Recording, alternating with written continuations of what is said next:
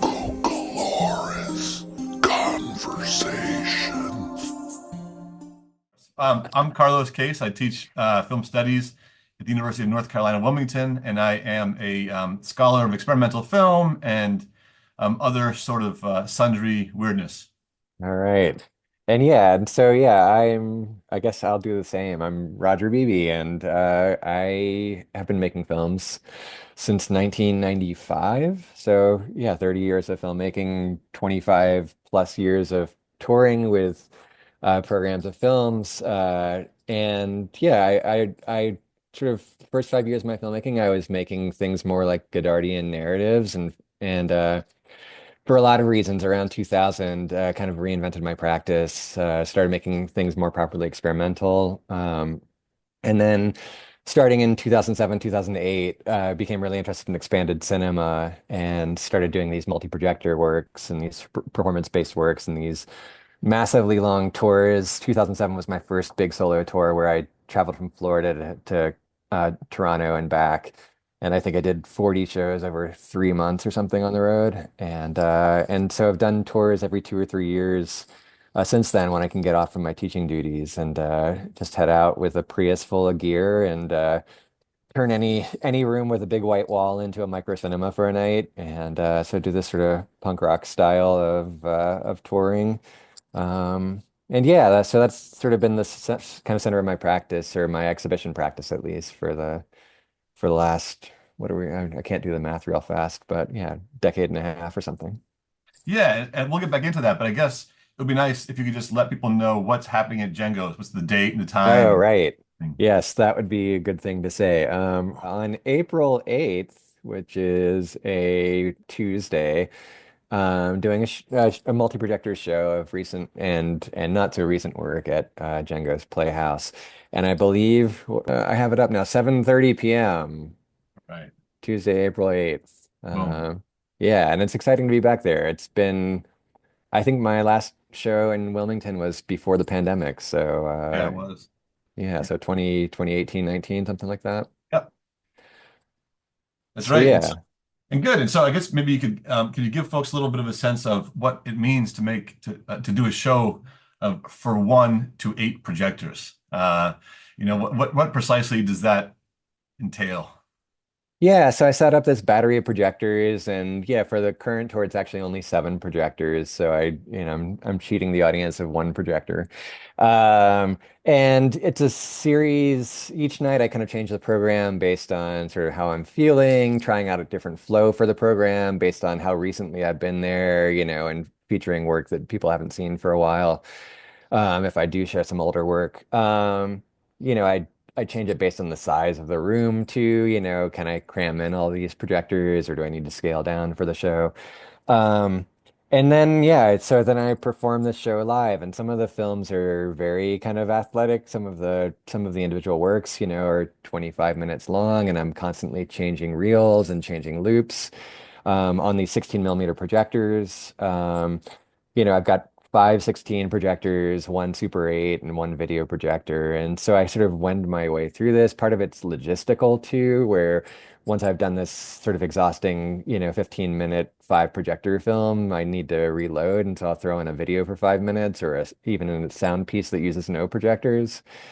Mhm. And yeah, so I am part of the show, like you go not just to see the plates spinning, on Ed Sullivan, but you watch the plate spinner too. And so my performance of the works, I guess is yeah, part of what happens there. And it really is, it's like a much more of a live event than a screening, right? Like I don't come in and press space bar and wait for an hour and a half to talk to you. I'm doing a thing the whole time. So Yeah. And it's like it sounds like you set up a sort of a set list for yourself where you have time to take breaks, because it is kind of athletic having to manage this, obsolete, outdated material or, technology that's very hard to work with sometimes. And you're working sometimes with loops, sometimes with, regular kind of single channel films that have a beginning and an end. yeah. Um, and so you're trying to orchestrate all this stuff at once, but you do have discrete pieces, right? So each performance, it's not like you're like a light show guy who just sort of puts on a whole extravaganza. You have different projects that have different, in a sense, instrumentation, right? Yeah, and that's important to say that it's not just this free form, like liquid light show or something that, they are really structured. There is a score, each piece has a trajectory and a sort of finite runtime. There's a little bit of flexibility in some of them, and some of them really have to be timed down to the second for all these kind of multiple screens to be talking to each other in the right way. Yeah, I mean the coordination of some of them is incredibly elaborate, to the point, I looked at the home means, right? Home means never having to say you're sorry. Yeah. I'd love to talk about that piece a little bit, but first, are you just being silly about love story, or what's the genesis of that title? Yeah, I hate the title. In fact, it's one of the films that I never figured out a title for. That when I first showed it, it was a work in progress. I showed it at a local screening, and I was like, well, when I show this to the locals, I don't have to apologize. But the entire soundtrack to the first showing was actually me apologizing the entire 10 minutes of the performance. And but after that screening, the response was really positive, and I realized I could shut up and let the projectors do the talking. And but yeah, I never came up. There was a moment where I called where I had an alternate title, but it felt like a Sherritt's knockoff when I had this alternate title. It was something tape something. Mhm. And so yeah, I just stuck with how it means never having to say you're sorry, and yeah, but it also is about like craft and home goods because Mhm. the tapes were purchased at a Michael's store in downtown Brooklyn, and so it does have some connection to this kind of like yeah, this sort of vernacular idiom of design, of decoration, of abstraction. Yeah, that makes sense. This domestic space of craft and artisanal practice. And I think that's something that I'd love to talk about is the specifics and the kind of intricacies of your practice, because from film to film and project to project, there's striking differences. I think you're pretty Catholic, lowercase c, in terms of how you use these technologies. I wonder if you could talk a little bit about that particular film, because I was kind of stunned by its, in one way, it's very simple, right? Very limited original content, but it's very elaborate in terms of its execution and its orchestration. What exactly is going on in that film? Yeah, so the image is made with washi tape, sort of colored, translucent Japanese, decorative tape. And again, I purchased it at Michael's. So, I think I spent $25 to make that film, right? There is a reel that starts it, so there's a kind of linear development to the sort of elaboration of the different tape colors and textures and sounds, right? The image um, runs over where the soundtrack area would normally be. I know you know this well, but and so anything that it sees are any alternations of light and dark are read as pitch, right? The paper pulp is actually read as this sort of weird hiss, this sort of background texture to the sound.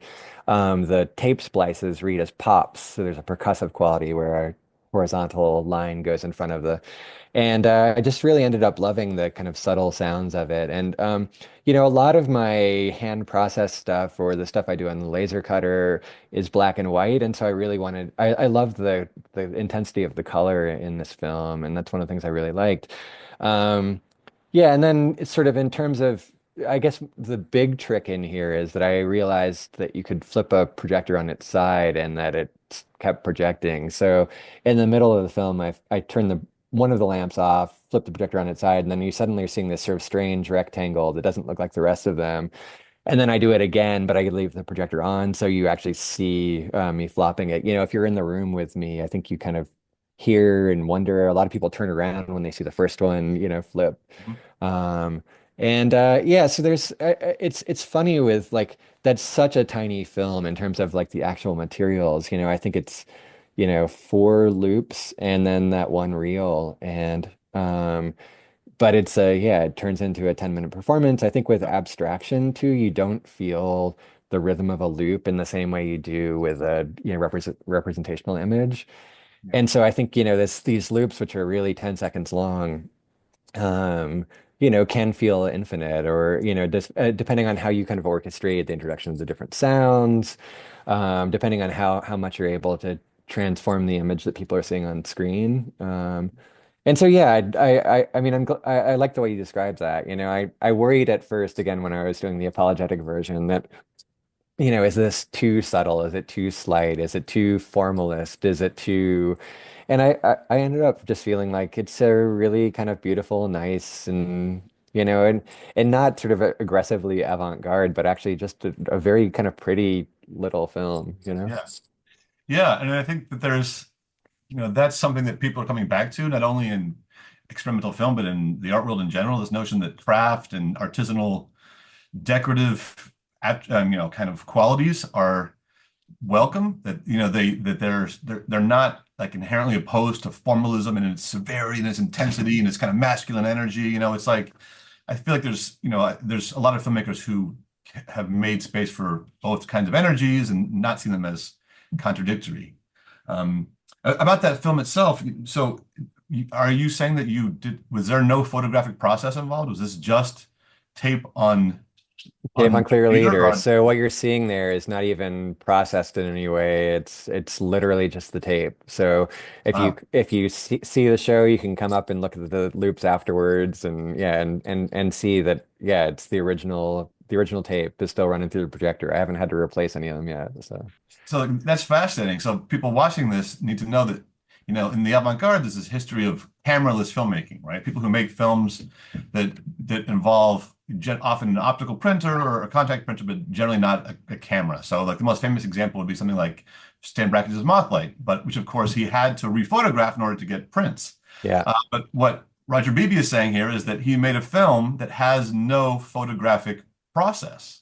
There is no film being exposed, other than the film that passes through the camera that's exposed to the lamp of the projector. But there is no photochemical process, which is kind of outrageous. I mean, I think that's wild. No, and there's a simplicity and an elegance to it that I really appreciate. I mean, I think a big part of my reinvention of my practice around 2000 was about how can I make things simple? How can I make things direct? How can I enjoy the process of making as much as I enjoy having made the thing? And it really does feel like play. It feels like finger painting. It feels like, like really going back to some elemental stuff and getting a lot of the crap out of the way, a lot of the apparatus. No one has to hold a boom pole for me, and I don't have to pay a lab outrageous amounts to process and print stuff. So I do really like that, and I mean, it's partially temperament, partially I'm just a cheapskate, but at another level, I really do think that it's so liberating to think I don't have to sit around and have meetings and try to raise money or apply for grants or whatever. I just tried to apply for a $25,000 grant, and I couldn't figure out how to spend $25,000 on film.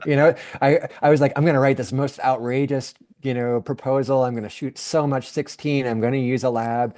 And I got to the end and I had only spent $8,000. And I was like, well, I guess I don't need this, like I guess I really have lost the ability to burn through somebody else's cash. Well, that's great. I mean, that speaks to your punk rock ethos, right? That you're taking your show on the road. Working out of your own car. That's rare in this day and age. I mean, there's a history to it for sure. Bruce Bailey lived out of his car when he was making his films, right? There is a wonderful precedent there, but it's nice to see. In some ways, you're resisting the institutional affiliations of the avant-garde. I mean, there are many ways in which the avant-garde has been assimilated into the art world with its gargantuan amounts of money and its kind of institutional chauvinism and all that stuff. And so I like that you're doing something that remains old school in its ethos. Yeah, and I'd say a half generation ahead of me, I was really inspired by people like Bill Daniel and Rankin Rennick, who I saw do the Lucky Bum film tour in whatever year that was, where they were on the road for, I want to say it was almost a whole year, and hundreds of shows. And yeah, I think that's a really inspiring model. I mean, I will say, full disclosure, I am a homeowner and stuff. I do have a decent middle class lifestyle because of my teaching job. I've been teaching Mhm. for a quarter century, so, I don't want to, Yeah, pretend to be more punk than I am. I love this model, but I'm afforded the luxury of, of yeah. of doing this kind of punk model by having a teaching gig. And it's a sort of contradiction in my practice that I want to at least acknowledge and not just be like, I'm the last, hero Sure. of the, Sure. last road warrior, you know. No, I hear you. I mean, it's a privilege to be able to do what we do, and obviously, we do different things, but we both are within academia, and that gives us certainly, you're absolutely right, a privilege that not everyone has, and certainly not other filmmakers and who came before us, right? Um, But at the same time, I think philosophically, I'm 100% where what you described, that like, these large institutions that really have kind of like, I don't know, I haven't pursued those opportunities. I'm just not interested in the kind of gatekeeping. I'm not interested in the kind of resources. I don't want someone to spend, $2,000 or $5,000 to fly me in for a night, do a show, and then jet out of town, like I'm happy to kind of like roll in, do a show, take a door split from the DIY space, crash on somebody's couch, and then go to the next town. It feels like much more human and much more ethical and again, a lot less bullshit. yeah. Well, and I think that you're navigating, I mean, we're all navigating a changing world that's scary in many ways. And you're responding to like the conditions of your practice, your artistic inspiration, but also your ethics, and before we were on camera here, we're talking a little bit about academia and like what it's like to work within certain kinds of institutions, because the stuff that we love is inherently anti-institutional, right? I mean, it's designed to be a kind of acid that eats institutions, you know? Yeah. I wonder if you could talk a little bit about that because I think that you've been feeling some stress along those lines as well. I mean, I've loved, being a teacher, and I've had incredible students, having, Jody Mack and Mike Stoltz and, lots and lots of other really kind of great filmmakers and wonderful people pass through your classroom is such a Yeah. privilege. And to see where they are now, yeah, it's really special. But at the same time, I just do really wonder, like, yeah, with the institutionalization of the avant-garde, I'm really happy that people don't have to live in cold water flats, and that that it does sustain a certain ecosystem. That certain festivals have popped up with the support of university resources or with faculty, leading them, and so all that stuff is great. But at the same time, it just is like it does feel contrary to the spirit of the avant-garde to be like, all right, now for the next 15 weeks, and at the end you'll get a grade, and I just wonder if there are different models, and in fact, there are, and so I just wonder about, putting more of my energy into one of those different models, like, the workshops that I do where they varied between, 3 hours and a week or whatever. What's the right time to teach a thing? Is it always 15 weeks? Can people just opt in for the one thing that you want to teach them, versus like, again, like you have to take some classes. How do you fill your schedule? You have to get 15 credit hours or whatever. Yeah. So yeah, I really do think, like, I'm not fantasizing about a kind of Black Mountain 2.0 or whatever. I don't want to kind of create a whole new institution, but something more informal, like the artist run film lab scene, the kind of knowledge sharing there, things like Phil Hoffman's Film Farm, these seem like really interesting different models. Yeah, media access centers, places like Lyft in Toronto, Squeaky Wheel in Buffalo. There are lots of different ways of doing this, and I might be ready to open a new chapter where I'm putting a lot more energy into that stuff. Yeah.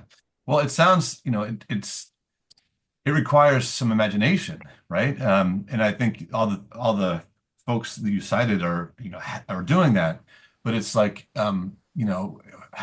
it's I guess you're sort of talking about maybe merging a pedagogical model with a kind of micro cinema model, right? Where like there's a learning process or a workshop process or a training process or something that is also made available to a larger group of people in a less kind of formal way, right? Yeah.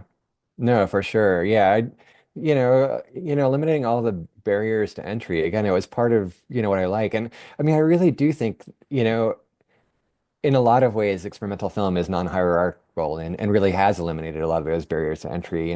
I tell my students, like it's so great when, I just had a student who was in a program with Kevin Everson and she was just like blown away. She was like, Kevin Everson, we saw him in class. And I'm like, yeah, Kev's like a normal guy, he'll hang Mhm. out with you. He's like, yeah, like not the top of the mountaintop in the avant-garde is not so far away from us ordinary, human beings or whatever. And Yeah.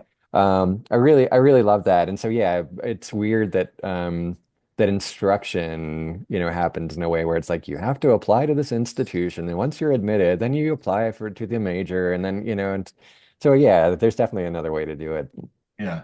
And I think if you read like interviews with people like Gene Youngblood and, old timers, like they ran their classrooms, like, hippie communes, Yeah.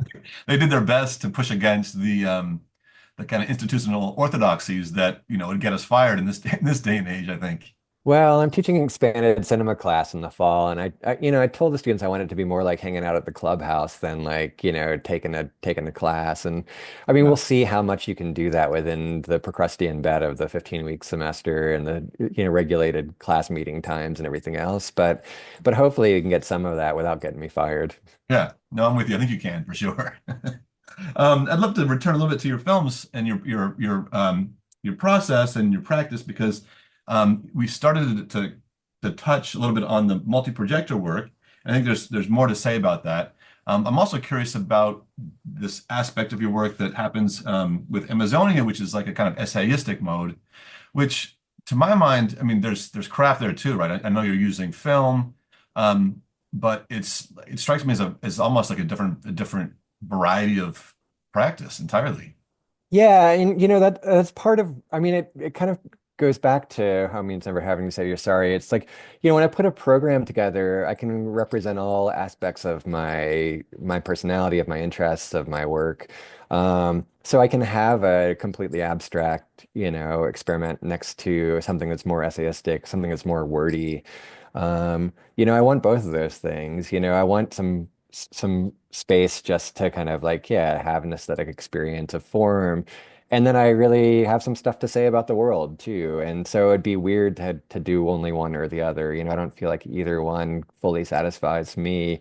And, like I think an audience wants that variety. When you go to see a film program by a filmmaker who makes the same film over and over, it starts to feel, even after 75 minutes, it's like, oh, well, I like the first one, or um and yeah, I mean, I definitely think formally about like with Amazonia, I was thinking about the desktop space as a multi-screen environment, a multi-window environment that you can sort of divide up in the same way that I do in the multi-projector films, thinking about the placement of those windows but you're having a whole, the voice is a lot easier to include. I can't, making a married print in 16 is a nightmare and it's expensive. Getting the voice on the video is the simplest thing, right? And so it really does seem like I can do a different kind of work in a video space. And yeah, and more direct and more research based and yeah, essayistic, and that, yeah. Yeah, and I've never heard that term before. I think you described it somewhere as a desktop film or a desktop cinema. Yeah. Is that like a genre? Is that a developing sort of practice like that other people talk about? Yeah, I can't remember how long ago someone gave me a file that was like cinema of the desktop. That was maybe was it a Flaherty program or something? Anyway, I'd have to go back and kind of dig that back up. But it does seem like desktop cinema is a kind of emerging form, and it's something I've taught now semi-regularly as a kind of like as a way of thinking about what forms, and I don't want to just be nostalgic and looking at, these old film technologies and, as much as I love those, I'm interested in, figuring out what other kind of yeah, what other kind of new stuff there is to do. And so, yeah, the desktop cinema space felt like a place, even just like figuring out how to kind of orchestrate that performance, what kind of keystrokes I can do, three fingers versus four fingers, up and down, and Hmm. moving from desktop space number one to desktop space number two. It was kind of exciting and interesting. I think there's, I've seen some live performances like Zia Anger's My First Film, that really got me excited about some really simple, elegant, things you can do in that space. And I would love to become more of a virtuoso desktop performer. Uh-huh. Well, I'm sure there are ways in which you could automate certain things or incorporate some sort of like AI workflow component to it or something if you really wanted to get deep into the robotic weeds. You see, I think I actually don't want those things. I Yeah. want, people have said that about the 16 too, is like, why not have, a single drive shaft driving these, projectors? Why is there any way to automate? And I'm like, I literally don't want that. I Yeah. want, I Yeah. want that looseness. I want things to fall apart a little bit, or at least the possibility that they would. And so, Yeah. yeah, within the desktop space, when I've done those performances, they've been a little clunky because I don't quite know how to kind of tell the windows to open in the same place each time, and it's hard for me to talk while I'm also typing, and there's like a lot of stuff that I'm still learning about that space. And so we'll see if the performance moves into the desktop, or whether it's more of a recording of a performance with Mhm. hidden cuts and stuff like that.